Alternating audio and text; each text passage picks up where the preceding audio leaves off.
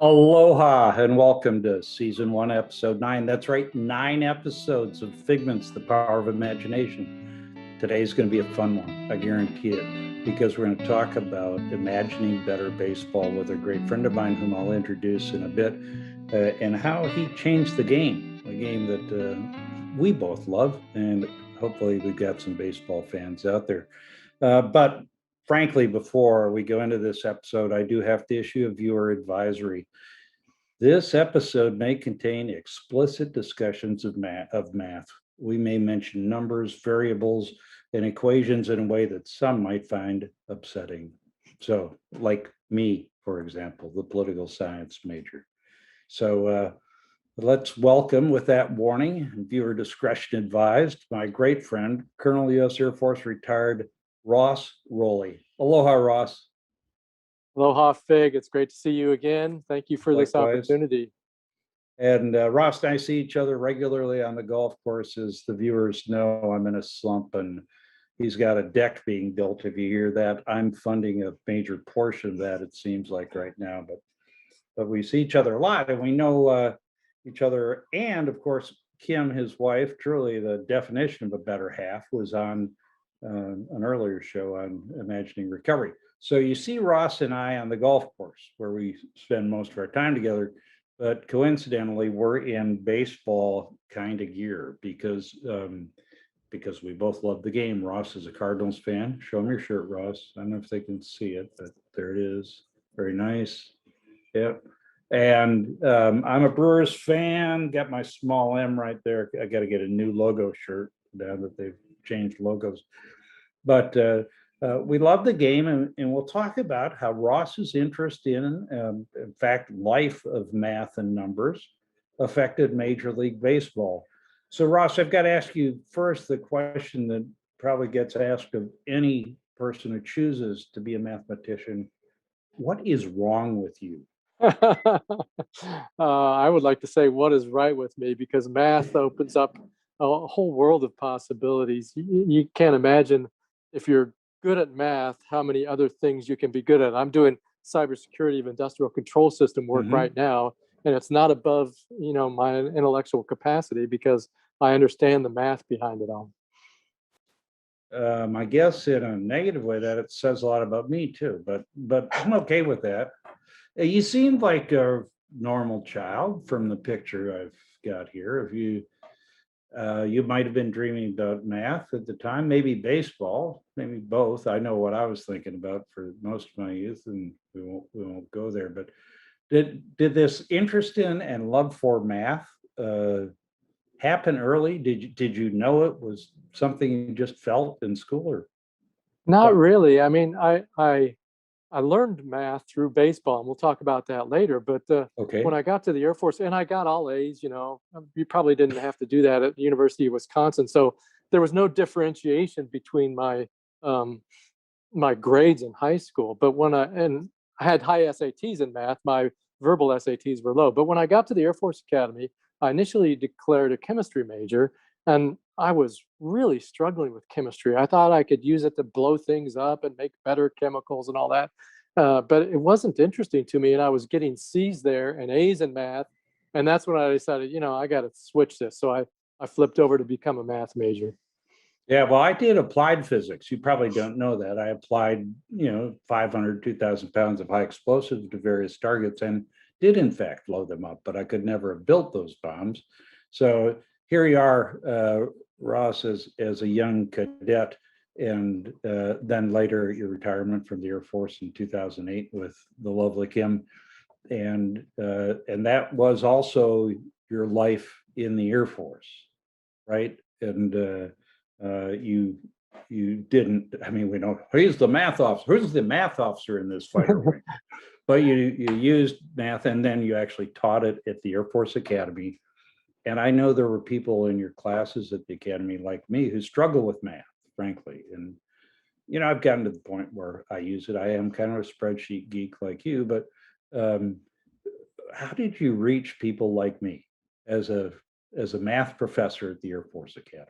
That's a great question. I tried to use sports because that's what I was interested in. We had this one guy that I was giving tutoring to. His name was Ray Dudley. He was an all-star basketball player, WAC Conference of the Year, but he just wasn't understanding math. And I sat him down. I told him, here's the expected value of your 2-point shots based on this field goal percentage. And here's your expected value of your 3-point shooting based on the 3-point shooting percentage. And this is why you should shoot more 3-pointers. And he got it. He's like, oh, that's math. I love math now. And he didn't get an A in the course, but I could show him how math could help his passion. I love that, because it's mostly a matter of reaching people and getting them to be able to relate to the topic. And when I look back at my academic struggles that were real until I came in the Air Force and learned how to learn, is because it was going right by me. It never connected with my head. And we do math every weekend. I'm going to show a picture of our foursome from Saturday. You and Ben, me and Alejo, great day on the course. You took my money. Someday there will be a market correction. But we do play in a group called the Gaggle, mostly Air Force, military and retired guys. And it's one of the highlights of my life. And I think yours too. It is, absolutely. And that day you were talking about, Saturday, with your stepson and my son and you and me, that's to me, a great opportunity to have a father-son thing. If I look distracted, it's because I'm preoccupied with how much money I won on Saturday. Shut up. You did. And by the way, though, on that original picture that I showed of us was taken on hole number 2, where I have a recent hole-in-one and you don't have a recent hole-in-one on that hole. You do on number 6. But the Gaggle, this is a great group of feisty old and young people, and we bet big money, $1 at a time. I mean, there's a lot at stake. And you're the director of golf. You're in charge of the group. And I appreciate you doing that. The reason I bring that up is because math plays a role in that, because we have to settle these very small but important bets. So important that there's usually an argument about the calculation, right? Every week.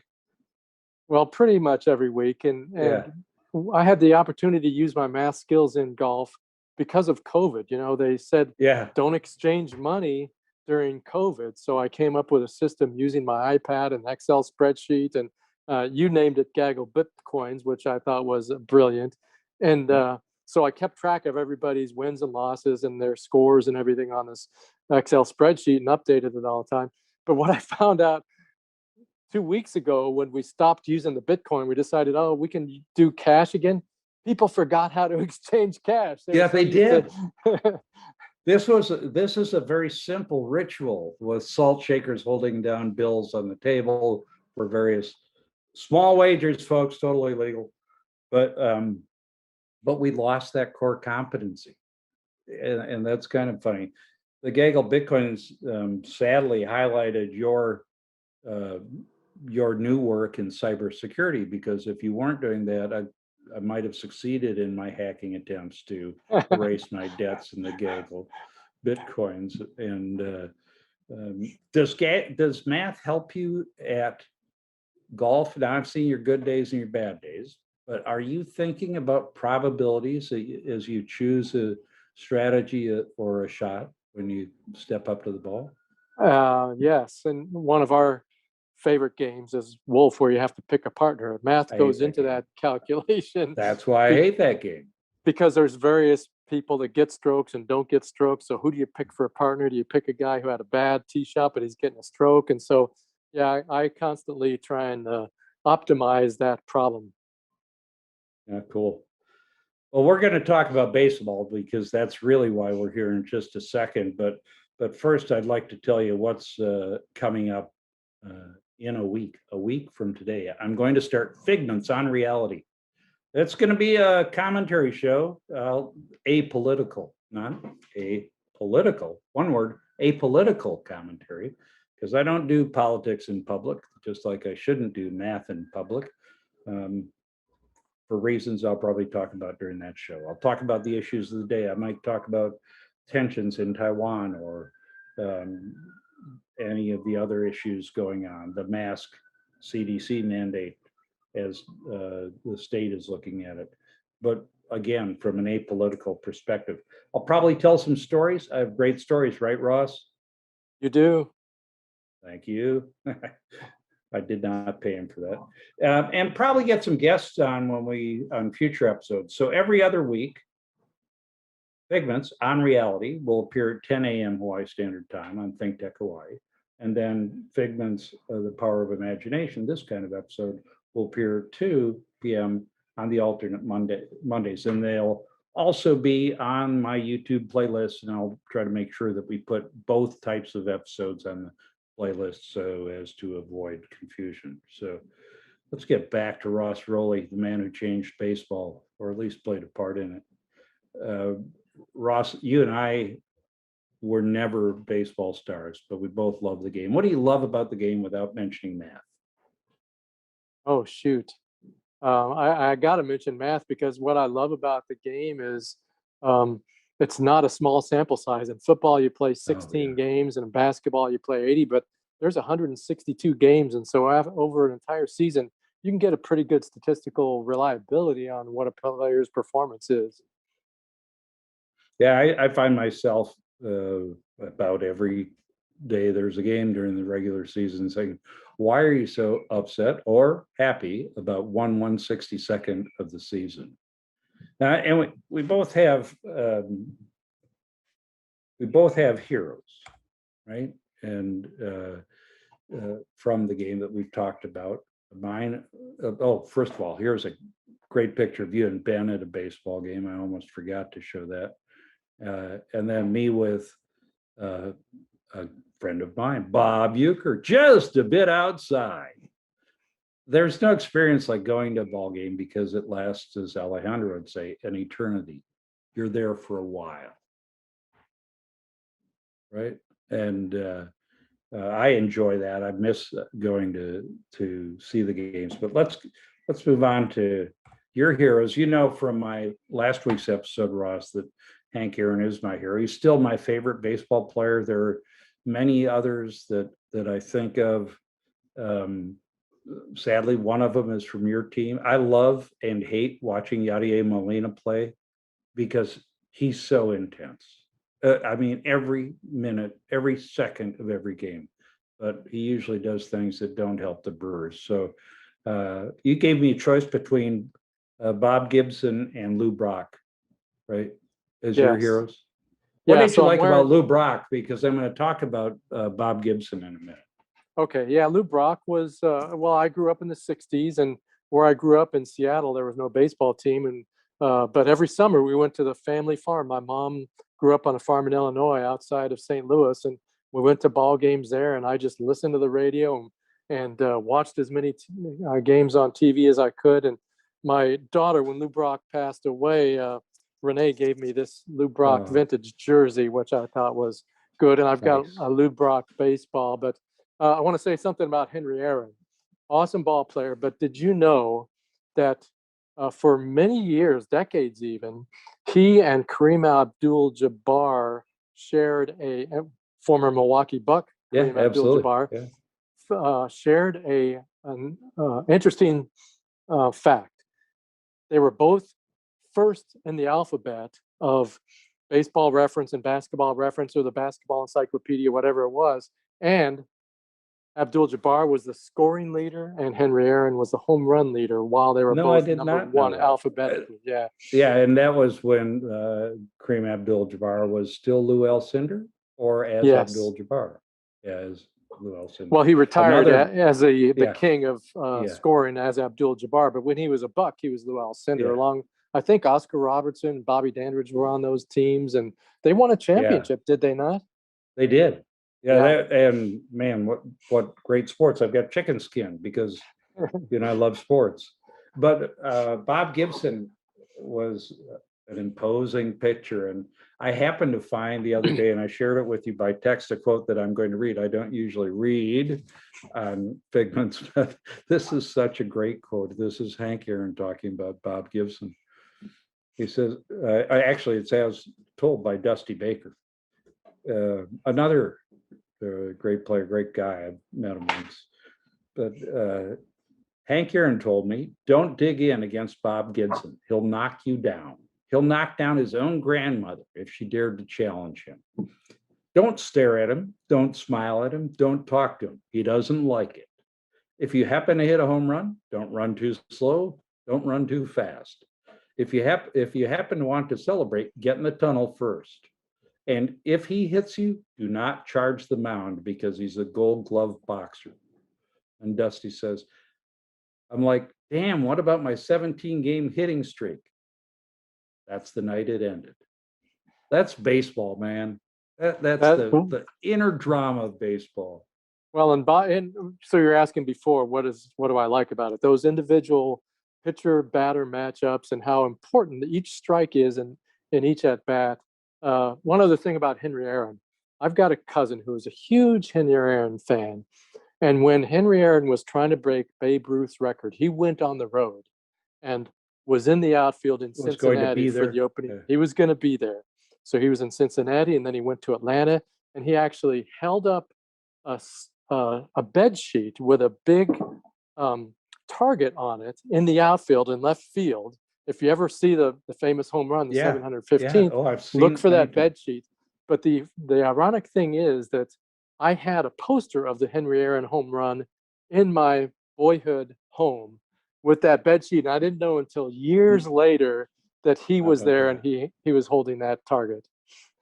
Well, the drama, that kind of drama, that the record-setting home run, the drama of facing Bob Gibson, no thank you.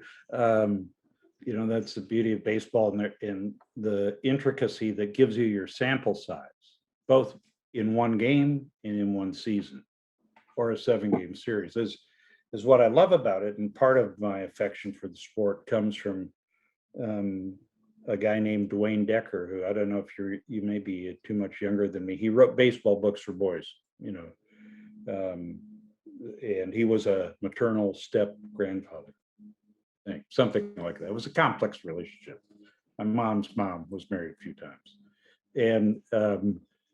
and he wrote these beautiful stories. I'll have to bring one for you to just take a look at, Ross, about this detail and this intricacy. And you fell in love with that and used it to learn math and probability. How? This goes back to what's wrong with you? Well, when I was a kid growing up, I was a baseball fan. And so you look at statistics, you look at the batting average, you look at, earned run average. Those were the main ones when I was growing up. And I fell in love with the numbers, and even to the point where I would clip out the box score every day and I'd keep a running total before spreadsheets of here's all the Cardinals performances up to date. And if I missed a box score, I'd go to the library to pull up the sporting news from that day so I could fill in the blanks. And so that's what's wrong with me. I'm just obsessed with baseball. So that taught me the statistics side of math, but there's probability, which was also taught to me by baseball. And my brother introduced me to a game called Stratomatic. And it's a dice game back in the day. Now it's on computers where you've got a pitcher card. I'm going to show these to the screen. Hopefully they can. Let's see if our wizard Melissa can do much with that. But I have Madison Bumgarner and Buster Posey cards here, and there's columns 1, 2, 3, and 4, 5, 6. You roll one dice to see if you look at the pitcher card or the hitter card, and then you roll the 2 other dice to see where it falls. And those 2 dice form 36 different outcomes. They're multiplied by 20 different possibilities on each dice roll. So that's 720 per column. And then add up the 6 columns and you end up with, over 4,320 different probabilities of this is actual, information from the previous year. So we used to play that game all the time. And lo and behold, that's how I learned probabilities, is through those 36 outcomes times 20 times 6. And I still use that today. I still play Stratomatic. The outcomes are based on, the outcomes are in fact subjective. The roll of dice determines the outcome, but it's influenced by the objective foundation of their past performance. Exactly. And you can see on a card, Buster Posey's got more singles and home runs than other guys. but Madison Bumgarner has more strikeouts. This is from 2014 when I stopped using the cards and just did it all online. It's not a it's not a direct corollary, but as I have done and taught leadership and think about how to make decisions as a leader, I always try to say, get an objective basis for your subjective decision. But at some point you have to be willing to make that leap to what you don't know. And if you're waiting for the numbers to give you the answer, they're not going to give you the answer. You have to, I guess, in this sense, sort of divine or guess at the probability. You have to, in fact, roll the dice. Yes, the dice are the dice, and they don't have any memory. They don't know what these are, but you can have some crazy outcomes. And it reminds me of General Colin Powell's quote when someone asked him about leadership and decision making. He said, "You should make a decision with 80% of the information, because it's wasted effort above that, and decision making has to be in a timely manner." And that sounds exactly what you tell people as well. I couldn't agree more. And so you got so into this that you started a baseball blog and wrote about the 1980 World Series. And I'm going to show the calculations in a minute. First, I'll say you and I have a different view of that. Okay, we got the calculations up there now. I was at Fort Leavenworth, Kansas, attending the Army Command and General Staff College, so as an Air Force guy. So I became a Kansas City Royals fan, and you're a St. Louis fan. This was the I-70 series, hotly contested. And there was a specific call in the 8th inning that dramatically affected the game. So tell us about your math here on the screen. All right. So it was actually 9th inning of Game 6 in the World Series. Sorry. Yeah. The Cardinals had the lead. The leadoff batter was, hit a grounder to first base. He tossed it to the pitcher. The umpire ruled the batter, who was George Orta, ruled him safe at first, when all the replays show that he was out. So instant replay wasn't in vogue then. But years later, once I realized, hey, I could figure out the probability. What is the chances that determined the outcome of the World Series? So this blog article I wrote for a site called Baseball in 2006. Analyst, yes, also before Major League Baseball had instant replay. I painted the scenario of how a blown call could affect the entire outcome of the World Series. Is it a home run and the home team wins in a walk-off fashion, or is it out home and the visiting team wins the World Series and everybody's disappointed? So people, go ahead. No, you go ahead. I'll go ahead because I'm going to ask a question. I'm the host, right? I told you that beforehand. So if I'm at home, I'm opening another beer and celebrating, or I'm yelling at the TV saying, "Deckinger, you cost us the game." But you have a more reasonable answer. You changed the likely outcome, and the bottom line answer was, go ahead. So from a starting point, if you look at all those equations, the starting point is, what's the difference in run probability for a runner at first base and down by 1 run and 0 outs versus nobody on, down by a run and 1 out? And then you start peeling back in the onion and, okay, what's the probability that the visiting team or the home team wins that game? And then you got to project what's the probability the visiting team wins Game 7 after having won Game 6. And it turns out, through all those calculations, that the blown call by Don Dinkinger, 80% affected the outcome of the entire World Series, not just that game, but the entire World Series, 80%. And so it's not just me or the rest of all of Missouri shouting at their TV, half of Missouri, the eastern half. It tells in a rational way how much this changed the potential outcome. It doesn't say the Royals couldn't have won. It says odds are they wouldn't have won the game or the World Series. So 2 years later, Major League Baseball adopts, in a limited manner, instant replay, but just for certain calls, right? Do you remember what those calls were that they were Yeah, looking I at? think at first they were home run calls and fair foul, and that was it. The base, Yeah. first base and second base, that came a couple years after that. So they weren't listening to you. Come on, man. Pay attention. This guy's a math major. Well, I was told by the owner of the baseball analyst blog site that someone from Major League Baseball read that article. So I tell people, I'm responsible Well, for that's what I'm instant saying too. replay. And we got about 3 minutes left. I want to talk a little bit about baseball. Obviously, it's much more utilized now.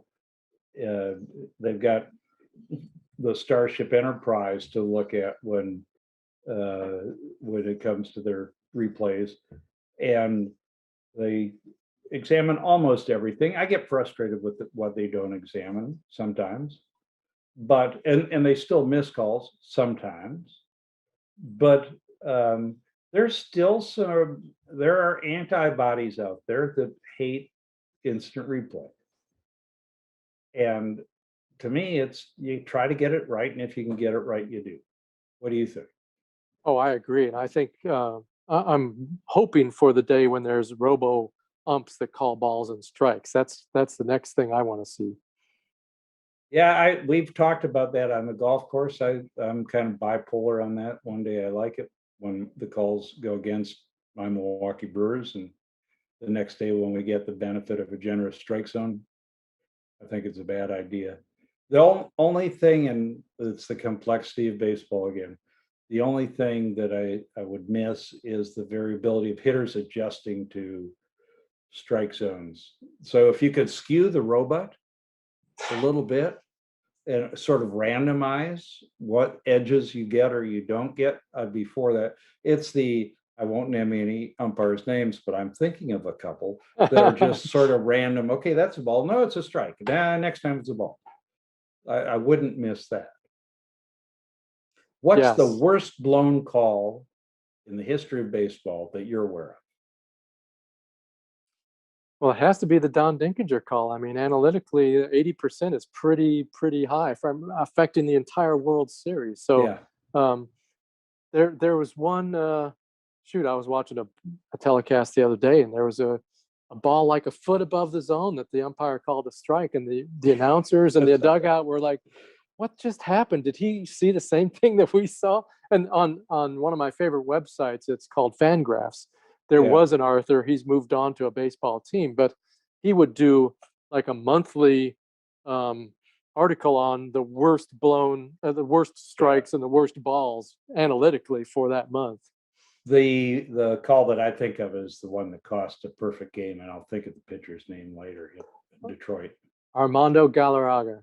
Yeah, and that was just sad. The umpire knew it was sad. Hey, Ross, we're already out of time. We're going to have to talk about this Wednesday on the golf course. Okay, great. And I just want to say that I'm not disappointed that I was your second choice behind Bob Uecker. I'm okay with that. Yeah, I hope that I'm going to ask Bob Uecker at some point, because that would be hilarious. We need about 3 hours. He's even funnier in person. Okay. Thank you, Ross. I'll see you Wednesday. Coming up, as I said, there'll be Figments on Reality next week, and we got some great episodes coming in Figments, The Power of Imagination, including Honey, I Bought a Race Car. Another great story. A friend of mine, Slick Aguirre, who flew and flew and flew. That's what he dreamt of, and he's done it over 25,000 hours. So I'll see you next week, Figments on Reality, and thanks again for watching, and thanks to ThinkTech for hosting our show. Aloha.